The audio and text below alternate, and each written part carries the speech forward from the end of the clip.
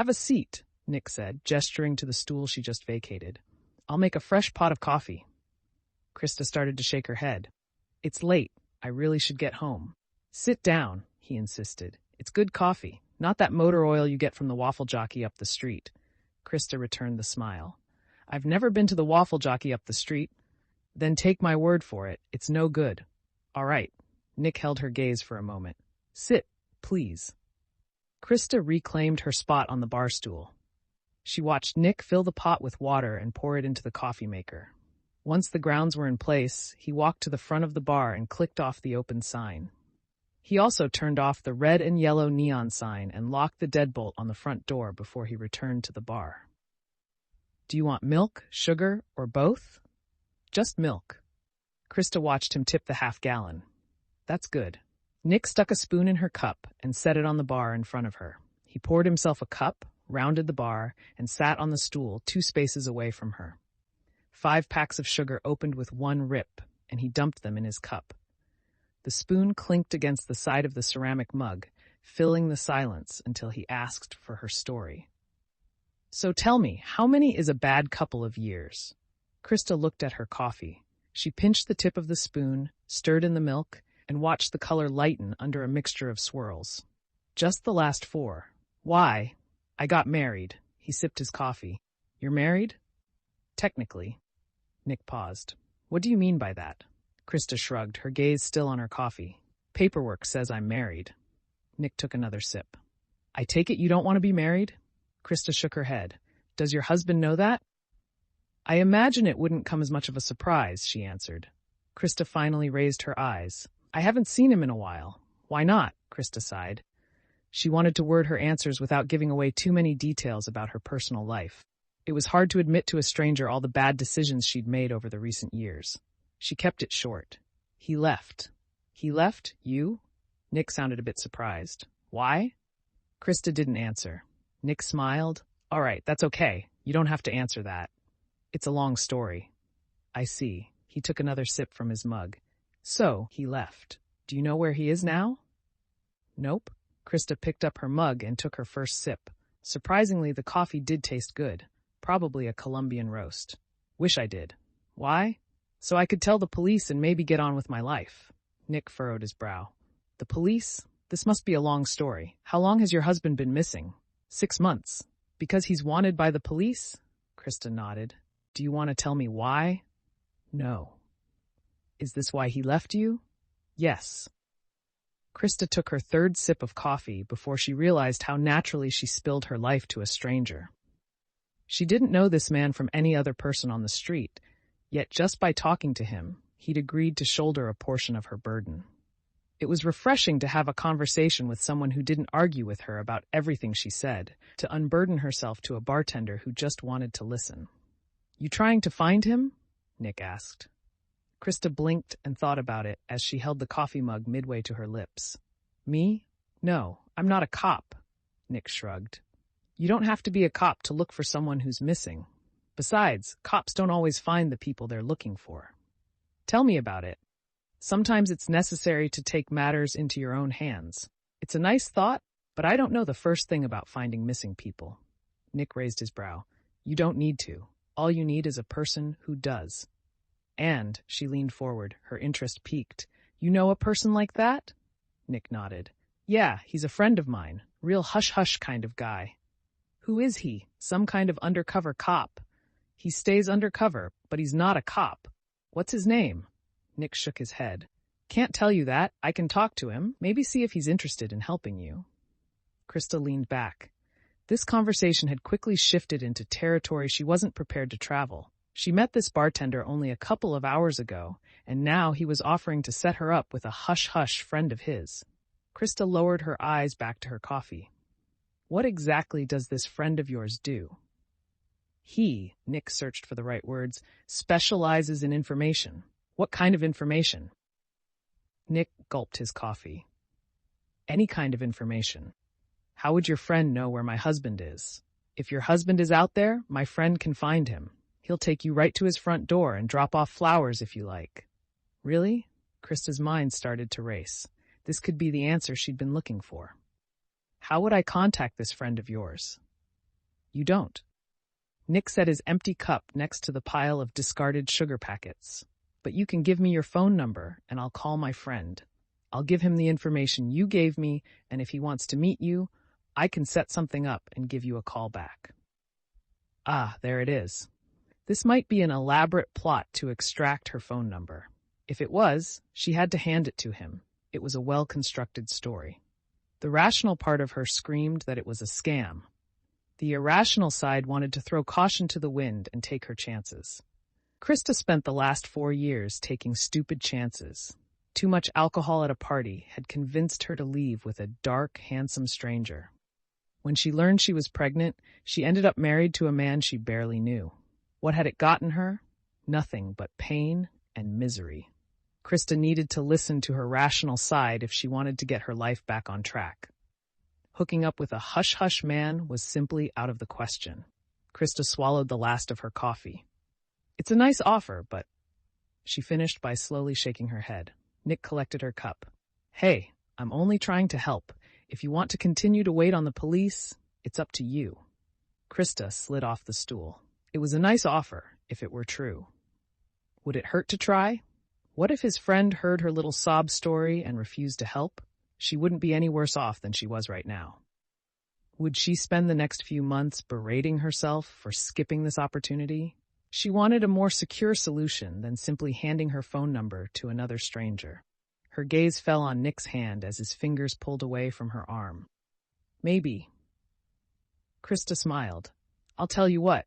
Go ahead and give me your number. I'll go home and think about it, and I'll give you a call back if I choose to ask for your friend's help.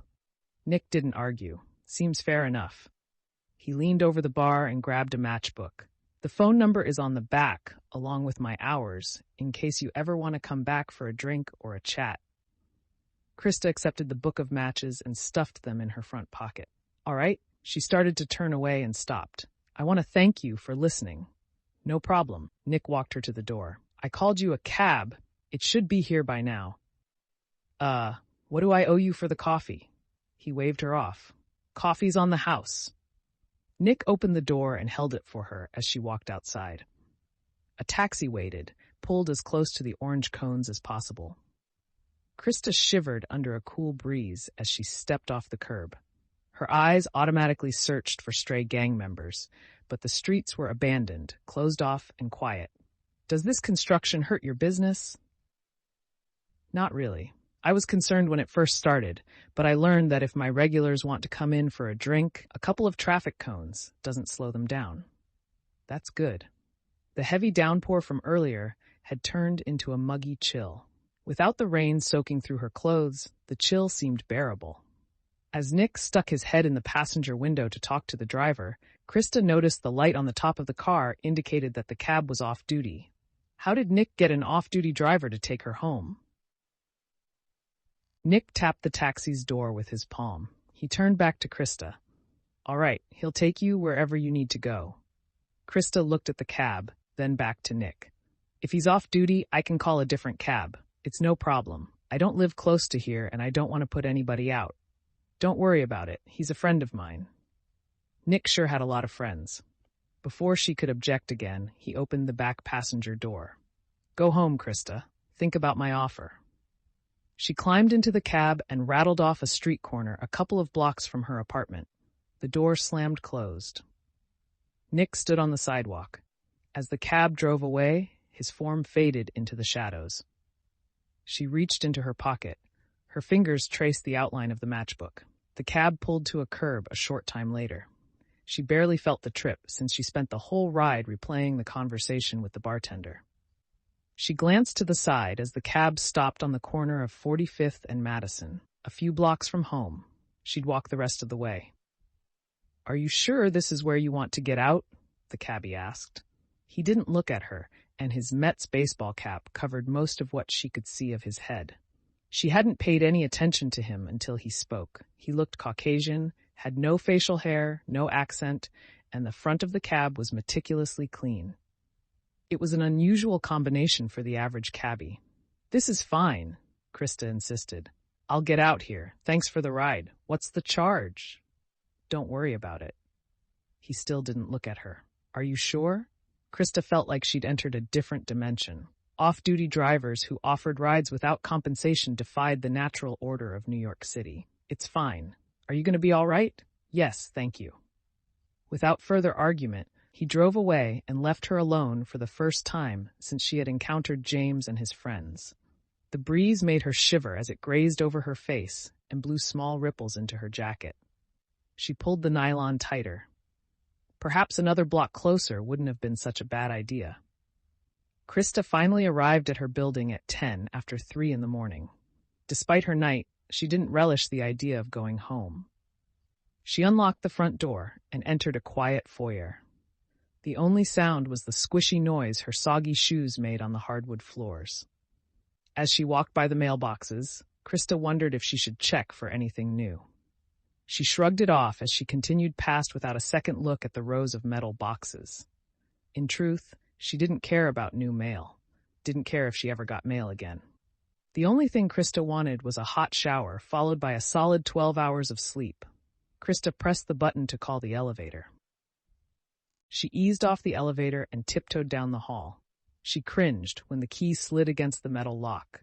She closed her eyes and twisted her hand gently to the left. The lock clicked. Krista turned the knob and carefully opened the door. Almost instantly, her heart jumped into her throat. Her mother stood in the living room, arms crossed over her chest, eyes narrowed in disgust, and lips pursed in pure irritation.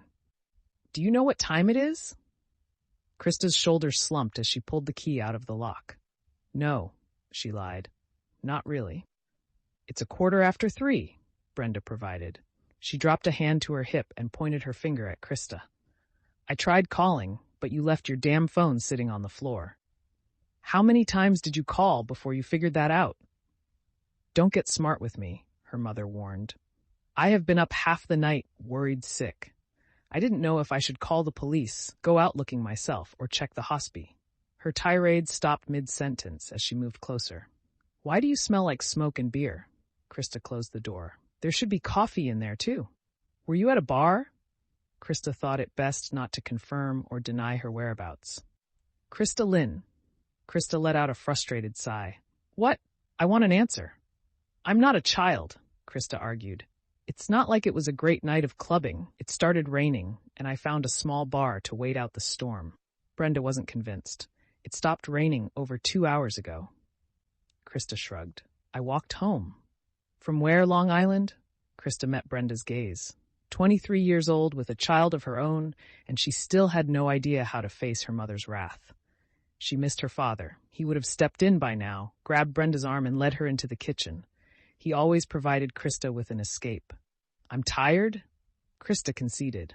"I want to go to bed." "That's okay. We'll talk about this in the morning." "Oh, I look forward to it," Krista answered. She walked the length of the hall. Her bedroom door creaked open on old hinges as she applied gentle pressure to the knob. The cold, dark room offered nothing friendly or inviting. The same bed and the same furniture from the room she shared with Christian at her old apartment. It reminded her of him, and she hated it. Krista unzipped her jacket and tossed it over the back of the chair. From her pocket, she removed the matchbook and held it. She looked at it for the first time. The background was dark with a picture of the red and yellow neon sign. She flipped it over and held it in her palm. The flap displayed the phone number in eerie yellow numerals. Krista let out a huff and tossed the matchbook on the computer desk. Calling Nick about his offer would be a last resort, if any at all.